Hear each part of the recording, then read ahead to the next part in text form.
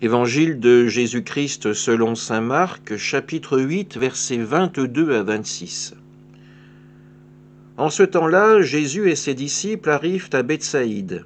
Des gens lui amènent un aveugle et le supplient de le toucher. Jésus prit l'aveugle par la main et le conduisit hors du village. Il lui mit de la salive sur les yeux et lui imposa les mains. Il lui demandait « Aperçois-tu quelque chose ?» Levant les yeux, l'homme disait « J'aperçois les gens, ils ressemblent à des arbres que je vois marcher. » Puis Jésus de nouveau imposa les mains sur les yeux de l'homme. Celui-ci se mit à voir normalement. Il se trouva guéri, et il distinguait tout avec netteté.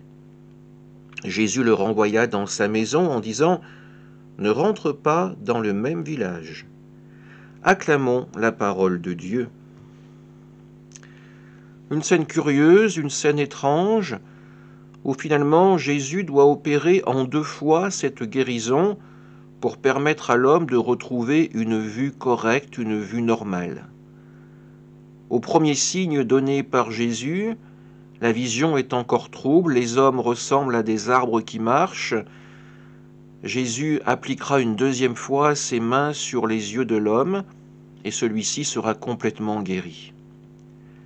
Dans cette scène, nous pouvons aussi voir notre difficulté parfois à accueillir véritablement le pardon de Dieu dans le sacrement de la réconciliation. Bien souvent, c'est le même péché que nous confessons encore et encore. Et pourtant, dès la première confession, si le repentir est là, si la parole est sincère, le pardon de Dieu nous est donné, il nous est acquis. Et pourtant, dans notre cœur, nous avons encore cette difficulté à nous sentir pardonnés, à accueillir la miséricorde de Dieu. Alors oui, le pardon de Dieu nous est donné dans cette confession, et pourtant nous avons besoin de temps pour le comprendre, pour l'appréhender, pour le vivre, pour le ressentir.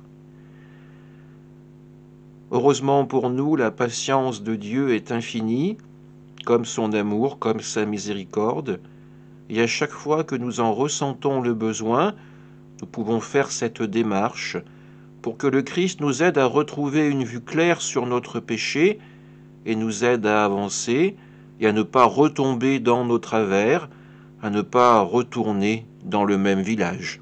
Amen.